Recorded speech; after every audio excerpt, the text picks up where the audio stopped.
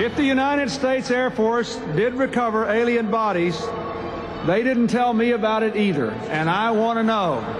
Is it possible for the military to keep secrets about UFOs from the president? There's always things like that going on. Flying saucers, and they've had other things, you know. What does the commander-in-chief really know about extraterrestrials? We were facing an alien threat from outside this world. How many times has the United States defended itself from UFOs? Since World War II, every chief executive has tackled the national security threat posed by unidentified flying objects. Discover the evidence behind these presidential predicaments as we open the UFO files on UFOs and the White House.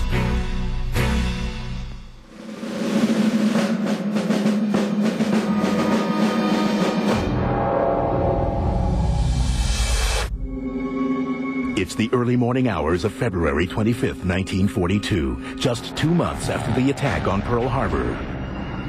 All is quiet at the White House while President Franklin Delano Roosevelt sleeps. But 3,000 miles away, the west coast border of the United States is encroached by an enemy, an unidentified flying enemy. Chaos erupts with a blip on a radar screen.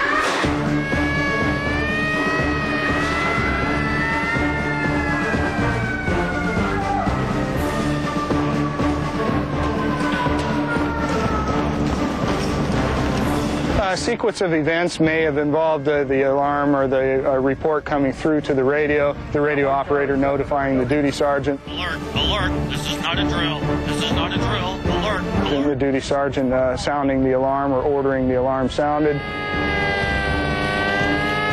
From that point on, it would have been somewhat pandemonium at the beginning, of course, the initial shock, but then, of course, the troops are very professional and immediately went to their task and went to the assigned positions. The people operating the searchlights would have manned the lights, people operating the guns, manned the guns, ready to take on the enemy. Hit the ground! Hit the ground! Within minutes, the dark Southern California coast is rippled with beams of light and streaks of anti-aircraft fire. Fire! Fire! Fire! Fire! Perhaps a conservative estimate is maybe about 2,000 rounds fired that night, which would have been a very loud night for a town used to peacetime. But as defenses come to play, confusion reigns, but no one seems to know exactly where the enemy is. Well, that's the big mystery, and it's still a mystery today. You talk to many veterans, and they will swear to you that they saw aircraft that night. You will talk to many officers who will tell you there was nothing in the air that night. You will talk to civilians who saw aircraft that night. So it's really somewhat of a mystery still. The Army officially concluded that there probably were airplanes up there, but there's no information as to whether they were U.S. or Japanese or whose they were. By definition, I think a UFO. Now, if you want me to say it's little green men, I'm not prepared to commit to that, but yes, it was an unidentified flying object, I think is fair to say. For nearly an hour, the ballistic barrage peppers the skies. But as day breaks, it becomes apparent that the only damage caused by the soldiers is to the city of Los Angeles. Everything that goes up must come down, and of course the surrounding areas were littered with shrapnel fragments. So flak was raining down, and in some cases live shells actually came down and detonated. Of course, the media responded, as media does much of the time, with, you know, let's sell some newspapers. So perhaps the stories were exaggerated, perhaps not. In fact, one of the stories was going around about the LA thing was that the Japanese had submarines and that they were launching planes off of submarines, which makes absolutely no sense whatsoever. If you take eyewitness reports, they said it was hovering, not just going slow, it was hovering. They have the one photograph where this thing has all the lights focused on it and basically doesn't look like any type of plane that was available at that time. Accounts of citywide wreckage are explained to President Roosevelt in Washington. The task falls to General George C. Marshall, the War Department's Chief of Staff. Well, Marshall's letter is probably one of the most curious documents to ever be issued about the event. It says as many as 15 airplanes may have been there, varying at speeds from very slow to immediately increasing to 200 miles per hour, ranging from altitude from 9,000 to 18,000 feet. And again, no bombs were dropped, no casualties inflicted, no Allied or U.S. Navy or Army airplanes in the air that night. It just doesn't seem to make sense. If the Japanese had come all this way, we would have thought that there would have at least been some bombing, and certainly if there was more than one aircraft. Nobody can say for sure how FDR first reacted to word that his military responded to what some claim to have been an unidentified flying object. The only thing that came back from the president was a memo from him to Stimson, who was the Secretary of War. The president sent a curt message to Harry Stimson, demanding to know who was responsible for the air alarm systems in the United States, and if anyone other than authorized officials could have triggered them. How Stimson replied to FDR and how he explained the unidentified enemy remains a mystery. No records of his response were found in the National Archives or FDR's presidential library. At that time, I don't think they saw it as an extraterrestrial phenomenon.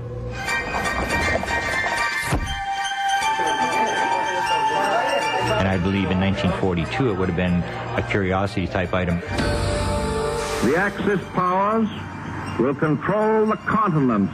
I think President Roosevelt was so caught up with the war effort and his failing health that UFOs didn't rank high in his list of concerns.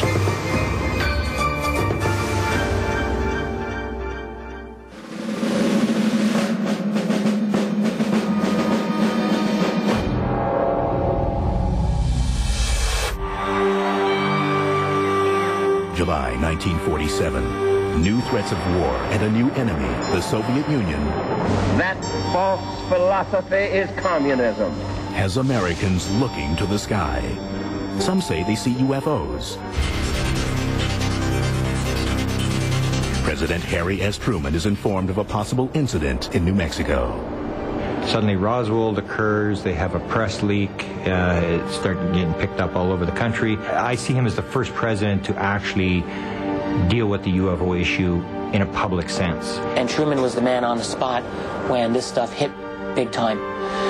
Truman is an absolute critical key in looking at the entire UFO phenomenon in the early years. We know that these presidents were being briefed orally, if nothing else, on the topic of flying saucers.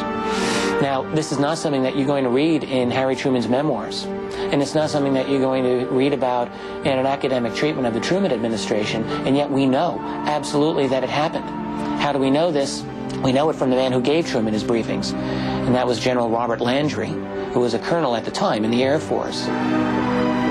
President Truman rewarded Landry, his personal pilot, for his exemplary service by appointing him as his Air Force aide on UFOs to consult with the CIA on the subject.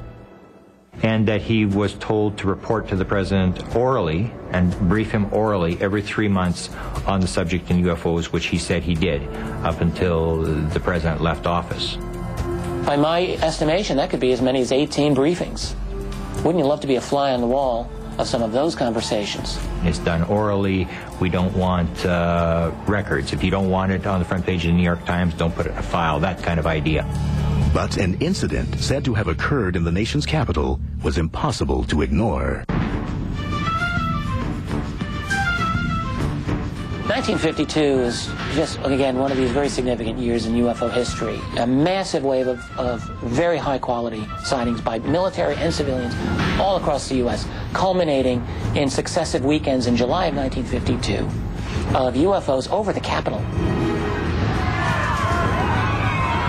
It was like invasion type stuff. Things would disappear, the fighter jets would go back, the things would reappear, and it showed that the government was very sort of out of control. They couldn't control it. It was such a big thing that the press made it the front page. It was the front page of the New York Times.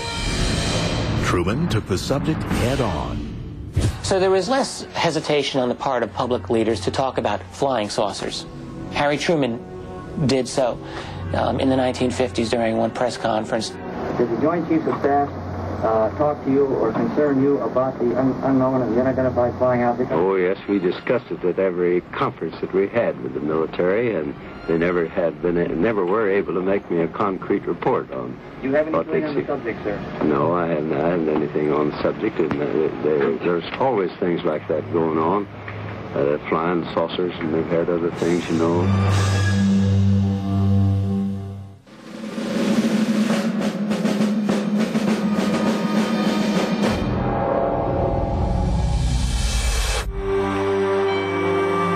We shall never try to placate an aggressor by the false and wicked bargain of trading honor for security.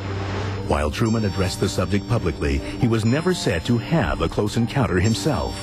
However, Dwight Eisenhower, according to ufologists, experienced a sighting in the early 1950s. And the story was that he was off the British coast, 1952, and that this object, a bluish type object, appeared off the side of the ship. I think it occurred for about 10 minutes. Eisenhower and the admiral on the ship had come out onto the deck, and Eisenhower was in PJs. He stood there and watched this thing, and that Eisenhower basically said, well, I better go look into this. I wouldn't mention it right now, and went in, and the fellow who reported it said he never heard anything more about it again. During Eisenhower's term, UFOs became part of America's pop culture through movies and TV shows. But the White House may have had more than a movie script to read.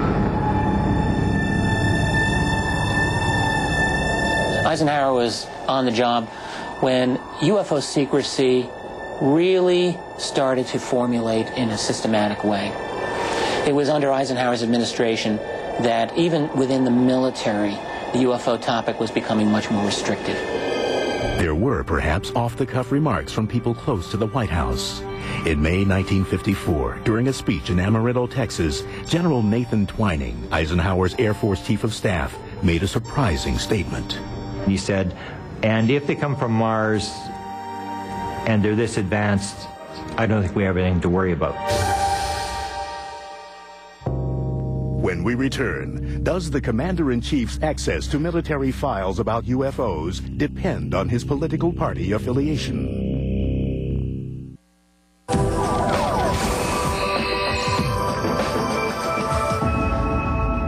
And let every other power know that this hemisphere intends to remain the master of its own house.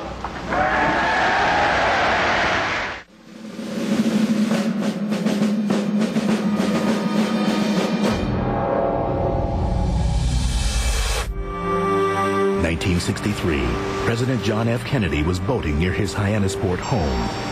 So there's a reported, alleged sighting that he was sailing off Cape Cod, that an object, silver object, whatever it was, 60 feet across, something like that, came down, and everybody saw the object, and Kennedy basically said, let's not tell anybody about this. Hard to substantiate the story. It's something which you can either believe or disbelieve. JFK's knowledge on UFOs is hard to gauge. His tragically short term in office left few UFO records in his presidential library.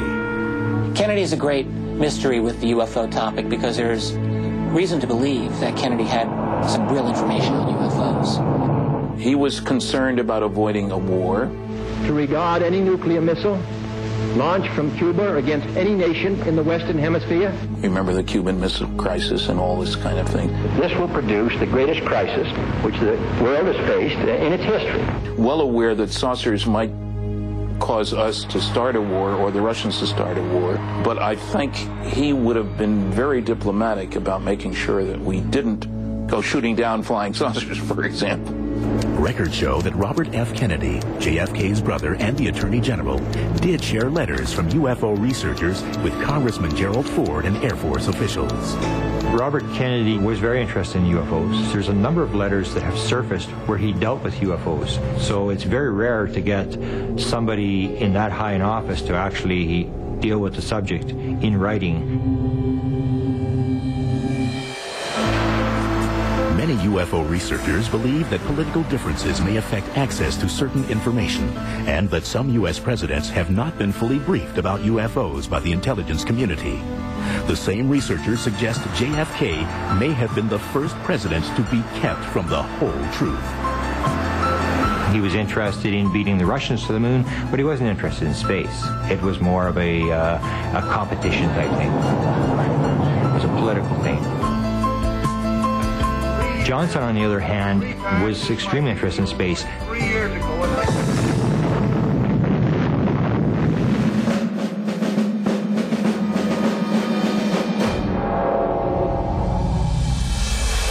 against such force, the combined destructive power of every battle ever fought by man is like a firecracker thrown against the sun. Lyndon Baines Johnson first served in the White House as President John Kennedy's vice president. In September 1961, he responded to a letter from a UFO researcher regarding extraterrestrial visitation. Johnson replied to the letter and said to him, rather than going to the Air Force, he told him to go to the executive secretary at NASA. And it was very strange that he go to NASA, not the Air Force, and very strange that the Vice President would be answering UFO mail. During LBJ's term, military officials were said to have investigated an alleged UFO crash near Kecksburg, Pennsylvania.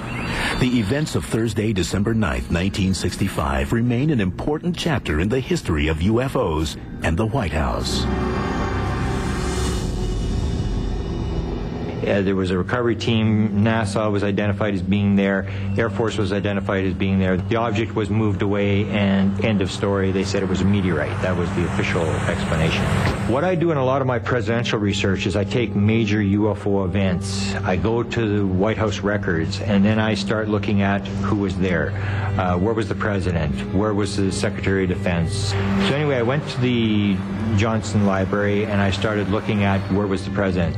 He was at the ranch in Austin, Texas. The next morning, all the right people seemed to appear at the ranch. For example, James Webb, the head of NASA, flew into the presidential ranch the next morning. The governor of the state of Pennsylvania was there. All the Joint Chiefs of Staff, the entire Joint Chiefs of Staff, and they have photographs there of them arrived at the ranch. Now, the way they describe the meeting with the Joint Chiefs of Staff is a Vietnam War meeting. So even though there's nothing that you can actually nail down, the president had got pictures of the craft or whatever you want as proof, it did show some circumstantial evidence that something was happening around the president the morning after the crash.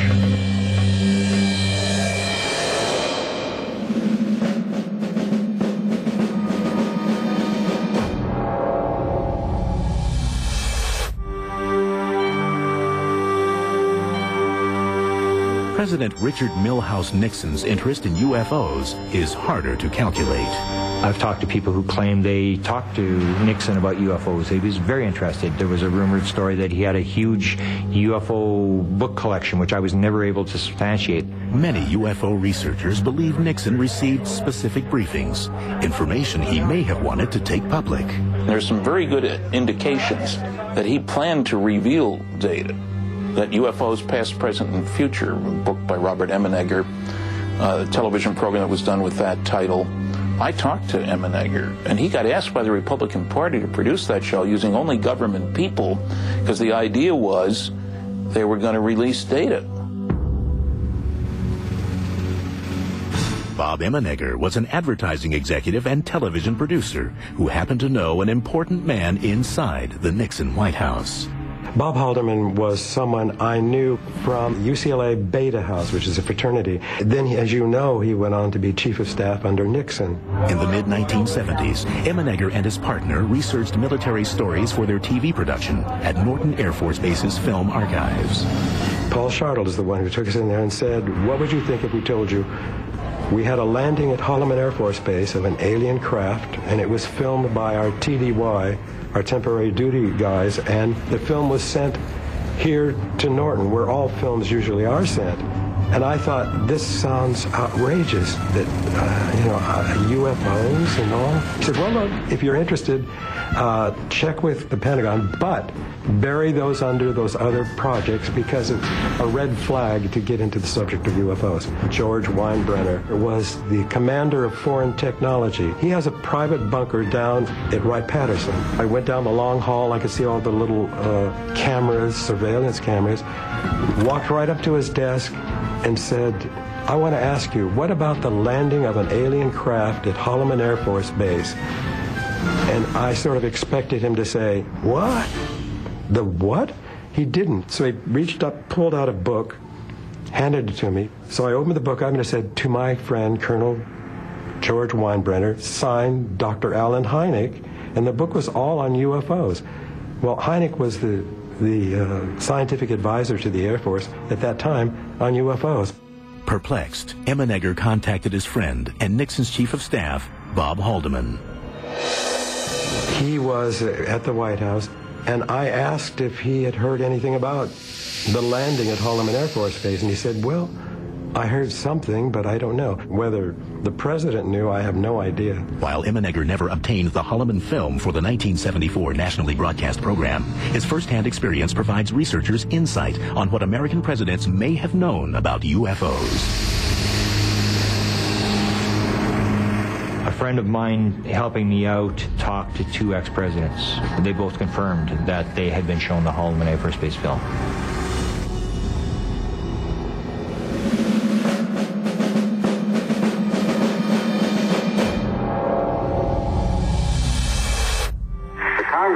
Investigate the rash of reported sightings of unidentified flying objects in southern Michigan and other parts of the country. Gerald R. Ford had shown interest in the UFO subject as a congressman due to sightings by people in his district during the 1960s. What a lot of people don't realize is that the primary function of a congressman is to serve his constituents. So Jerry, out of service to his constituents, saw to it that there would be a hearing. So Gerald Ford went to the bat for the people who wanted an answer. And he made a lot of very, very strong statements saying that he wanted a congressional investigation. On April 5th, 1966, the House Armed Services Committee held public hearings on the subject of unidentified flying objects. Air Force Secretary Harold Brown concluded, we have not been hiding anything. The investigations have been made public. The hearing this morning was public for just that reason. It's unknown whether the hearings actually had an impact on Ford's view of UFOs after becoming president. But many researchers maintain Ford selected advisors who showed an understanding of the potential threat posed by UFOs. He had some advisors who, at the time, may not have been all that important. There was Dick Cheney and Donald Rumsfeld. Had George Bush Sr. as his CIA director, had some people who he could trust and who could trust him.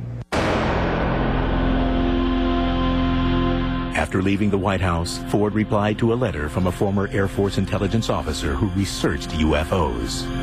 During my public career in Congress as Vice President and President, I made various requests for information on UFOs.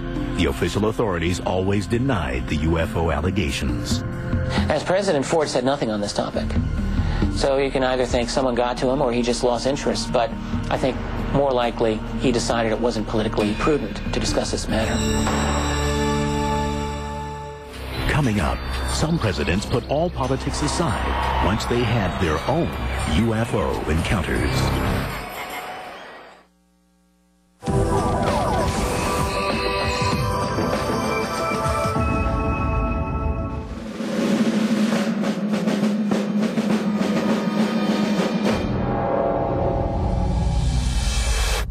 While there are some documents connecting UFOs in the White House and a few reports that presidents may have seen them, there's only one public admission.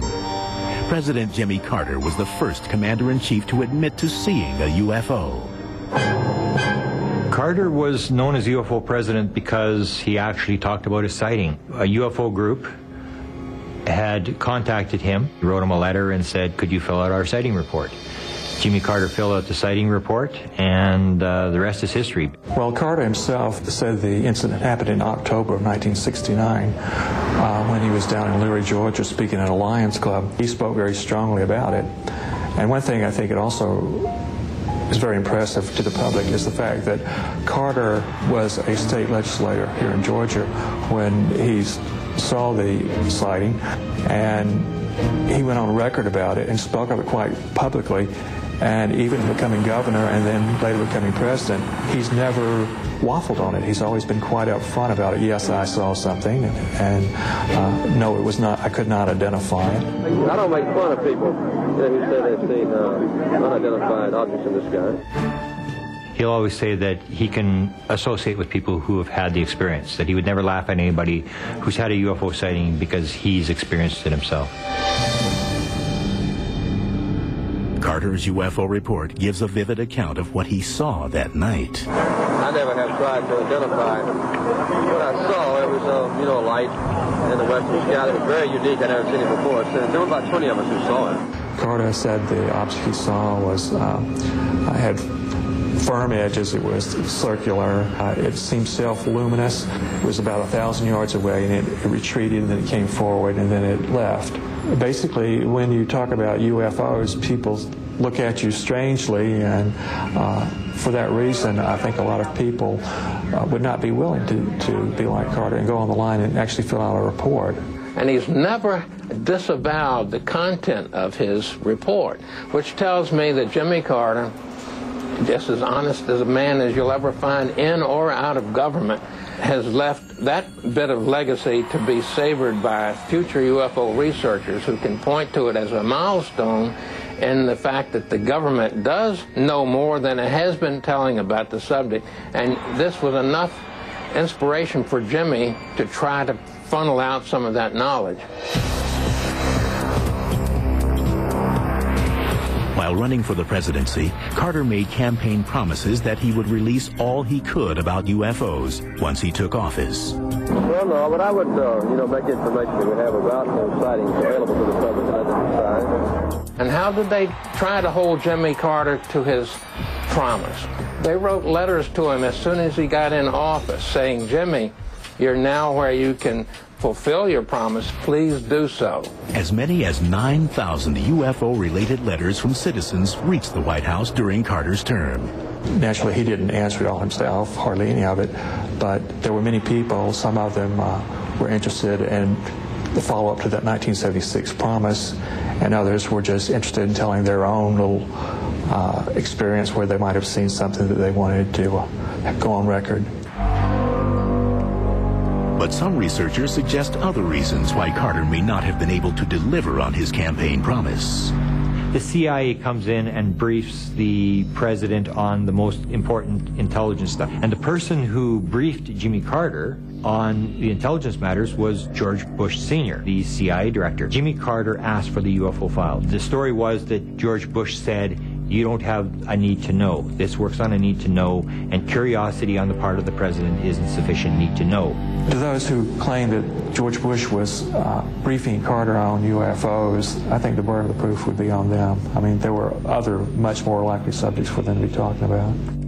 Regardless, President Carter did release UFO-related documents during his administration. The UFO community considers it the golden years. Half of all the UFO documents, there's thousands of UFO documents that have been released under the Freedom of Information Act request over the last 30 or 40 years. Over half of them were released under 4 years of Jimmy Carter. These newly declassified documents were sourced from numerous agencies. They contain information about many UFO sightings and the military responses. Access to the declassified material continues to bolster UFO research.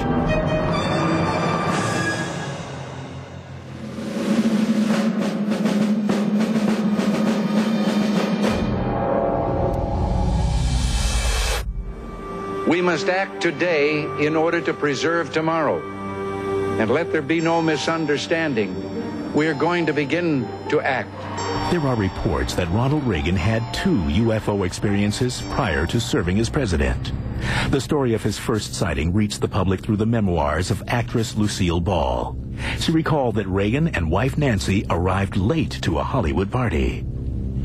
And she stated that when Mr. Reagan and Nancy arrived at the party, they were all excited. They told everybody about this sighting, that this thing they had seen it coming down the coast. They had watched this whole thing. Ronald Reagan was very interested in the topic of UFOs, privately, very much so. And indeed, has been said to have seen one while flying on an aircraft as governor of California. Apparently a very interesting sighting.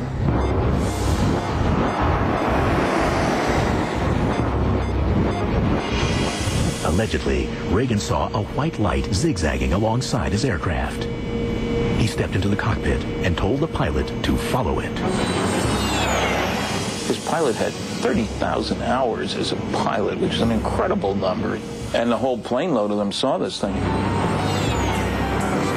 They reportedly chased the mysterious light for several minutes until it shot skyward out of sight. Could these alleged sightings have fueled Reagan's repeated references to UFOs and alien life during his presidency? February 11th, 1988.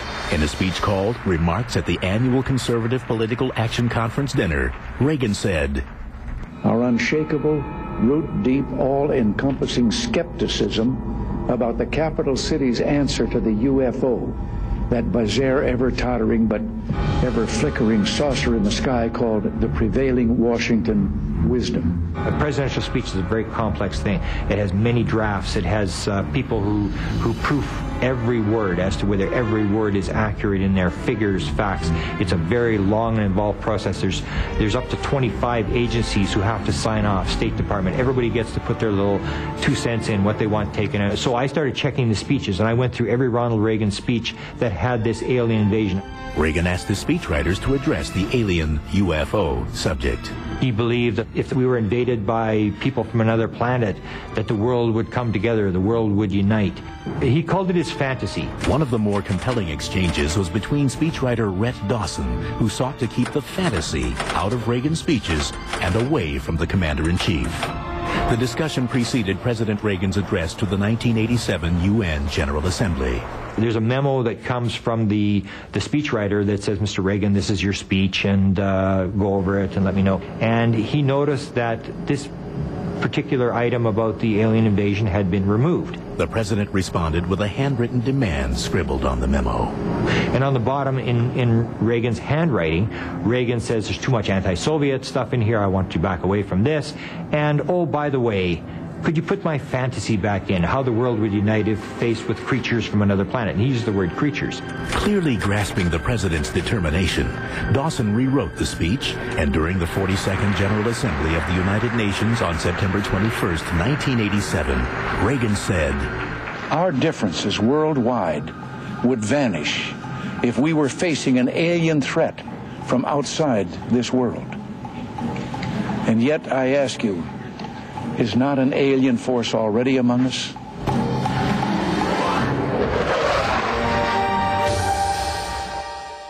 When we return, are some presidents in the know about UFO files while others are not?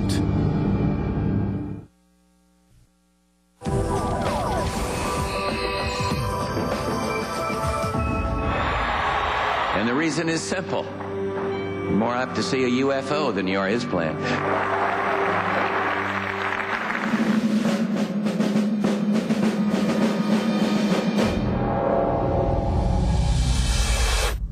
UFO researchers insist that George Herbert Bush is the key to present-day UFO knowledge. George Bush Sr., I think, is one of the key presidents when it comes to ufology. He's a very important president because he has always been believed by a lot of researchers to be a guy who knows what's going on. He was former CIA director under President Ford.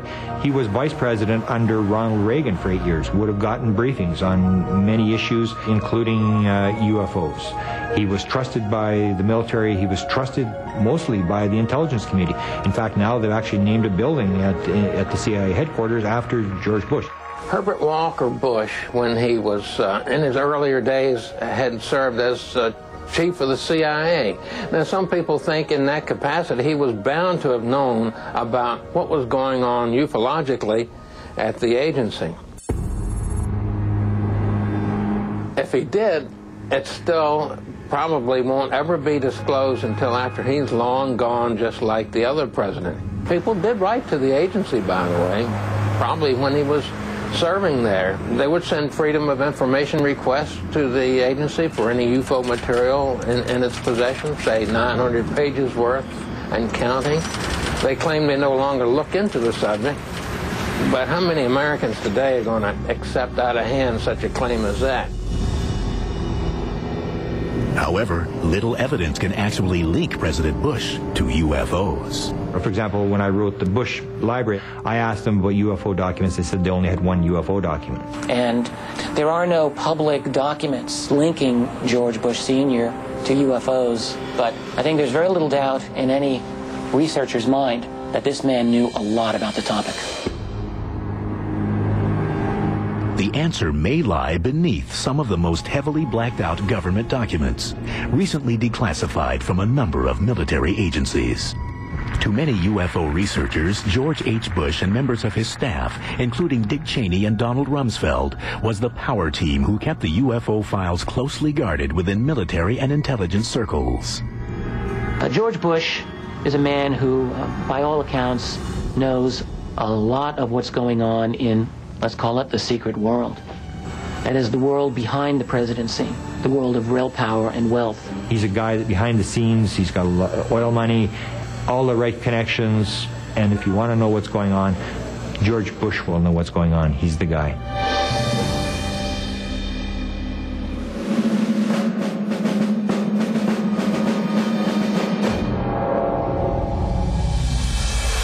As far as I know, an alien spacecraft did not crash in Roswell, New Mexico in 1947. William Jefferson Clinton's presidential archives contain extensive records pertaining to UFOs, from Roswell to alleged close encounters. I would say that if UFOs are cards, Clinton is the royal flush. I mean, Clinton was into UFOs big time. The Clintons have said that the library in Little Rock has got a lot of windows, it's got a lot of glass, because they want it to show that it was an open administration.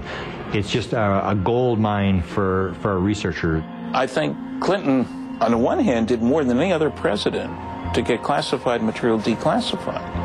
And he did more to open up government disclosure than any other president, as far as I know. Bill Clinton is another president who had a publicly stated interest in the topic of UFOs and wasn't afraid to say so from time to time publicly.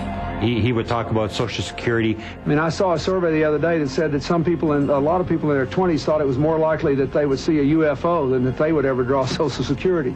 So, of course, every time they're trying to push Social Security, the president, they go to this little funny thing that they stick in the speech. And Clinton used it 8 times. Yet many researchers believe the Clinton White House was sympathetic about the need to disclose secret UFO files. Perhaps President Clinton's most impressive comment regarding UFOs was delivered during a speech on November 30th, 1995. When a presidential speech is written, it is not just something the guy makes up. This is something that will take days, weeks, months to put together. It will be vetted by everybody. Something that's in a presidential speech is there for a reason. So Bill Clinton is making a peace speech in front of 80,000 people in Belfast, Northern Ireland. He stands up, and in this speech, he's talking about kids, and he reads a letter from Ryan. And he said, Ryan, if you're out in the audience today, here's the answer to your question. If the United States Air Force did recover alien bodies, they didn't tell me about it either, and I want to know. I want to know. I want to know. This is the part that the press all over America played. The second part of the statement is what I believe is a challenge, a shot across the bow to the military. He said, but if they did recover alien bodies, they didn't tell me about it either, and I want to know. And when you look at the first Roswell report that was put out by the Air Force in 1994, 1995, it doesn't talk about the bodies. When we return return, all the president's men go on high alert when a UFO approaches the White House.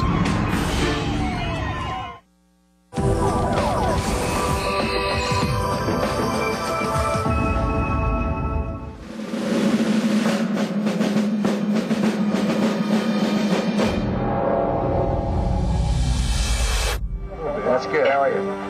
Good to see you, sir. If you're elected president, will you finally trust the people enough to tell them about what the story is? Half the public believes that they are real. Would you finally tell us what the hell's going on? Sure, I will. According to some UFO researchers, George Walker Bush, the 43rd President of the United States, has reconstituted his father's powerful White House staff, partially to maintain a grip on UFO secrecy. Two big ones, Cheney, Rumsfeld, people that have always been considered by ufology to be people who have the right connections, who probably are in the know. Regarding the administration of George W. Bush, it's unclear how much this man knows about the topic of UFOs. There are many who argue that the Vice President, Dick Cheney, is the man on the spot here in relation to this matter.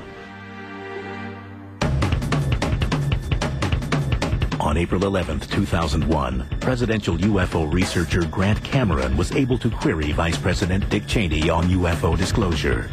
Cameron knew he'd have to ask pertinent questions. Have you seen a UFO? Who cares? What do you think about UFOs? Who cares? The important question is, have you been briefed? Did someone walk in your office one day, get you to sign a piece of paper acknowledging that you've been briefed on the subject? And if we can show that the president has been briefed on the subject of UFOs, it would show that not only does it exist, but it's an important subject. I did manage to get the question asked to Dick Cheney. He was on a radio talk show in Washington, D.C. on the Diana Rehm show. And I was the first caller up. I called in and I said to him, and my question was, Mr. Cheney. Since a statement made by George Bush last July, there's been a vicious rumor circulating in the UFO community that you've been read into the UFO program. So my question to you is, in any of your government jobs, have you ever been briefed on the subject of UFOs? And if you have, when was it and what were you told? Well, if I had been briefed on that, I'm sure it was probably classified and I couldn't talk about it. And it stunned me. It was significant because, first of all, he basically stated it would probably be classified and stated I wouldn't be talking about it, which means they're going to continue to keep it secret. And he basically acknowledged that, yes, he's in the loop, and yes, there is something to this. It's secret, and it's important. The issue of government disclosure on UFOs as they relate to national security issues has long been debated. The chief executive either knows or should know what the inner sanctum of official UFO research is all about. The question is, why can't we get more information from the White House? And I don't know the answer to that. The politics of disclosure about UFO reality is, I can think, only would be a nightmare for any president of the United States. It's like being a little bit pregnant. You can't do a little bit of disclosure. It won't sell. There's always some idea that some office somewhere is accumulating all this data and all that. But again, you would have to know who's doing it. This gives a lot of ground to conspiracy theorists. I think presidents all recognize that presidents come and go. They're short-lived when it comes to the Washington establishment. Intelligence agencies go on forever. So I think keeping the status quo about UFOs is the easiest way for all of them to behave. It really is a situation where the people, ordinary people, have got to recognize that it's in their interest to have disclosure on UFOs, really for the survival of the system of government that we all grew up believing we had. A government of the people, by the people, for the people. And disclosure is a critical way in attaining that, because it is the opening up of a huge part of our history that has been denied to us for 60 years. That's a big deal. And how much has really changed in the days since FDR was president? With the advances in technology and security, unidentified flying objects are still seen as a credible threat to the White House and the president. Well, Leon, a report came in late this morning that an unidentified aircraft had entered a restricted area. Folks at the White House took it very seriously. Come on, go, let's go. April 27th, 2005. Radar spotted an unidentified flying object over the White House. The alert that an unidentified aircraft had violated a no-fly zone caused a whirlwind of activity at the White House. As the Secret Service jumped into action, sharpshooters took their position and agents rushed to clear the area. President Bush and Vice President Cheney were hurried into underground bunkers. Security forces responded to a perceived threat with pandemonium, strikingly similar to the confusion of the troops who defended against an unidentified flying object in 1942. Well, what sparked all of this? According to the Department of Homeland Security, it was just a blip on the radar screen, no aircraft. Buried deep within ancient texts remain codes yet to be broken. Clouded in mystery, these cryptic messages continue to raise the question: are the visions of our past predicting the future? Decoding the Past, the new series next on the History Channel.